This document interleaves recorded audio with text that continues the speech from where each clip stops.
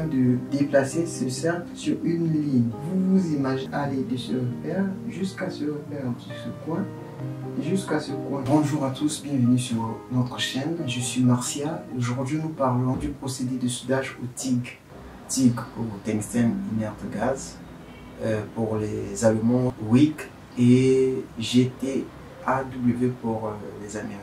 Nous parlerons principalement de la dextérité d'un soudeur TIG parce que nous savons tous que lorsqu'on parle de la soudure TIG, on voit la qualité de la soudure. Donc nous parlerons de l'avancement linéaire, ce qui est beaucoup plus pratiqué lorsqu'on soude les aluminiums. Nous parlerons du balayage en soudure TIG.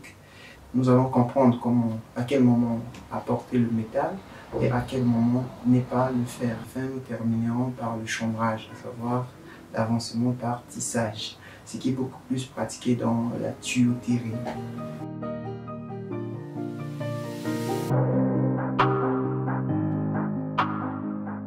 Le but principal de la soudure, c'est d'assembler deux pièces.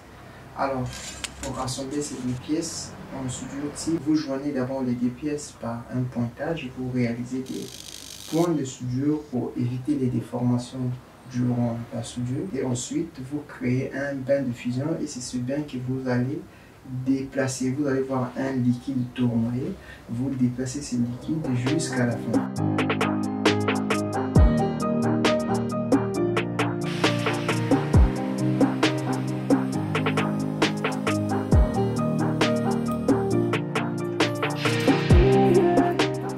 Quant à l'amorçage ou au pointage des pièces, le pointage se réalise soit au maximum du poste, vous mettez l'intensité au maximum 180-200 ampères. Vous sortez le tungstène de telle sorte que le tungstène soit rapproché de l'endroit où vous allez réaliser votre pointage. Ne collez pas le tungstène parce que le but de la soudure, c'est d'envoyer un courant électrique proportionnel à l'épaisseur des pièces à souder.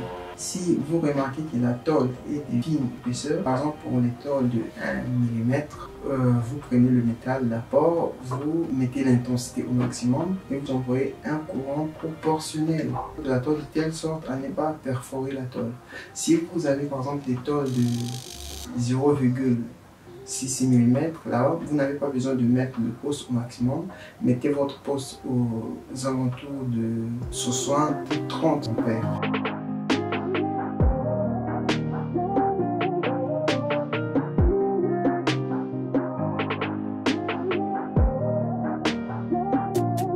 Pour la technique de soudure TIG linéaire, pour l'avancement linéaire, vous avez juste besoin de préparer votre tungstène, telle sorte que lorsque vous allez avancer la torche, que le tungstène ne puisse pas toucher les pièces à souder. Donc, laissez un jeu entre les pièces à souder avec le tungstène et créer le bain de fusion. Une fois le bain créé, vous allez voir toujours comme une petite bulle tournoyer et vous déplacez cette bulle.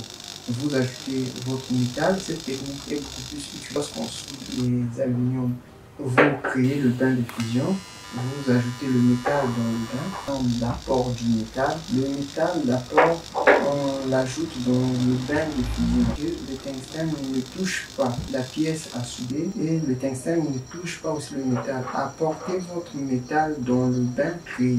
Avant d'apporter le métal, vous devez d'abord, premièrement, créer le bain de fusion. Vous allez voir ce liquide tournoyer et c'est dans ce bain que vous allez apporter votre métal. Quant au balayage, c'est simple, le but c'est d'associer les deux pièces à souder. Donc lorsque vous créez le bain, vous déplacez le bain de fusion d'une pièce à l'autre en l'assemblant et vous avancez.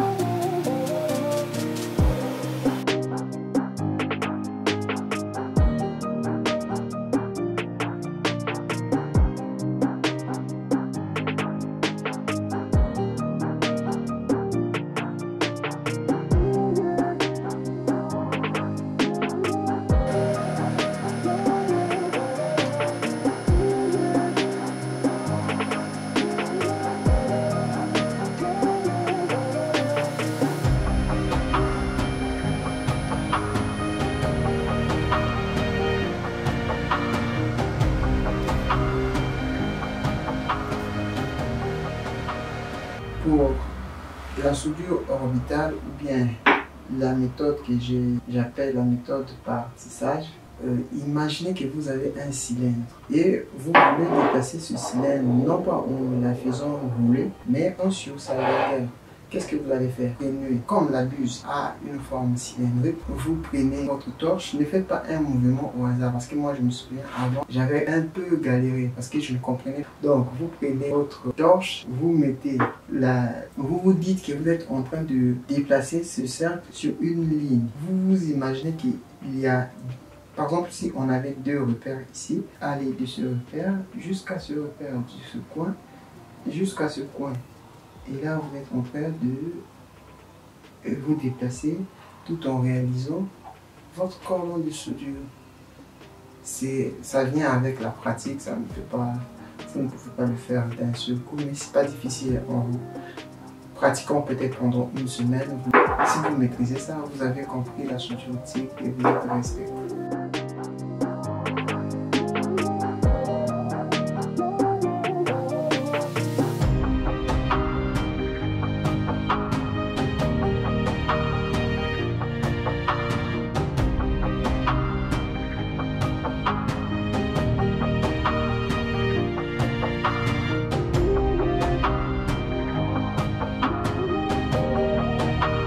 Lorsque vous réalisez votre cordon de soudure, si vous remarquez que vous êtes en train de faire un trou, arrêtez d'abord d'envoyer l'électricité sur les pièces à souder. Dans ce cas, vous vérifiez si l'intensité est bonne. L'intensité se règle par rapport à la vitesse d'avancement. Par rapport pour des pièces de 1 mm d'épaisseur, vous pouvez mettre 30 ampères par millimètre d'épaisseur.